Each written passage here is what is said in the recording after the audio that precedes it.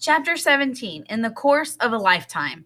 A few days after Phoebe and I had seen Mr. Berkway and Mrs. Cadaver whacking away at the rhododendron, I walked home with Phoebe after school. She was as crotchety and sullen as a three-legged mule, and I was not quite sure why. She had been asking me why I had not said anything to my father about Mrs. Cadaver and Mr. Berkway, and I told her that I was waiting for the right time. Your father was over there yesterday, Phoebe said. I saw him. He'd better watch out. What would you do if Mrs. Cadaver chopped up your father? Would you go live with your mother? It surprised me when she said that, reminding me that I had told Phoebe nothing about my mother. Yes, I suppose I would go live with her. That was impossible, and I knew it, but for some reason I could not tell Phoebe that, so I lied. Phoebe's mother was sitting at the kitchen table when we walked in. In front of her was a pan of burned brownies. She blew her nose. "Oh, sweetie," she said, "you startled me. How was it?" "How was what?" Phoebe said. "Why, sweetie, school, of course. How was it? How was your classes?" "Okay." "Just okay?" Mrs. Winterbottom suddenly leaned over and kissed Phoebe's cheek.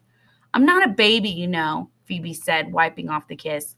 Mrs. Winterbottom stabbed the brownies with a knife. "Want one?" she asked. "They're burned," Phoebe said. "Besides, I'm too fat." "Oh, sweetie, you're not fat," Mrs. Winterbottom said. "I am." "No, you're not."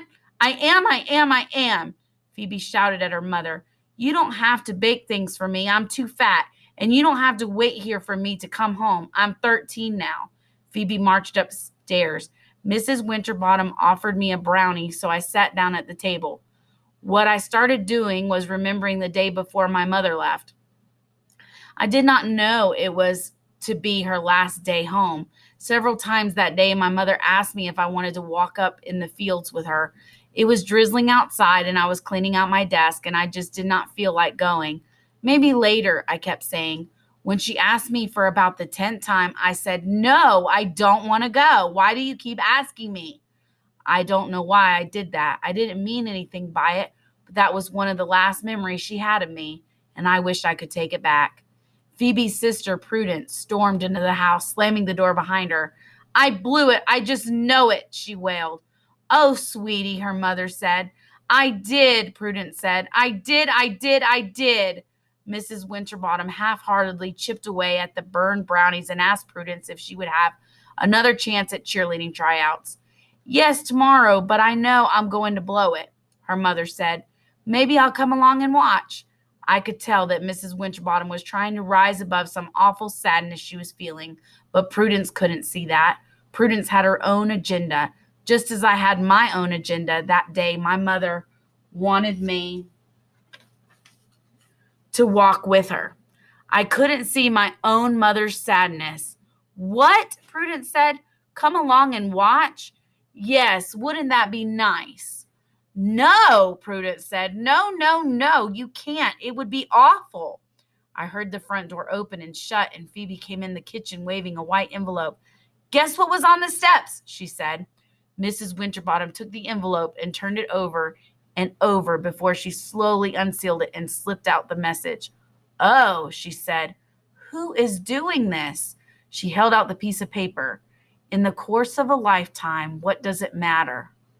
Prudence said, "Well, I have more important things to worry about, I can assure you. I know I'm going to blow those cheerleading tryouts. I just know it." On and on she went until Phoebe said, "Cripes, Prudence, in the course of a lifetime, what does it matter?" At that moment, it was as if a switch went off in Mrs. Winterbottom's brain. She put her hand to her mouth and stared out the window. She was invisible to Prudence and Phoebe, though. They did not notice. Phoebe said, "Are these cheerleading tryouts such a big deal? Will you even remember them in 5 years?" "Yes," Prudence said. "Yes, I most certainly will." "How about 10 years? Will you remember them in 10?" "Yes," Prudence said. As I walked home, I thought about the message. In the course of a lifetime, what does it matter? I said it over and over. I wondered about the mysterious messenger, and I wondered about all the things in the course of a lifetime that would not matter. I did not think cheerleading tryouts would matter, But I was not so sure about yelling at your mother. I was certain, however, that if your mother left, it would be something that mattered in the whole long course of a lifetime.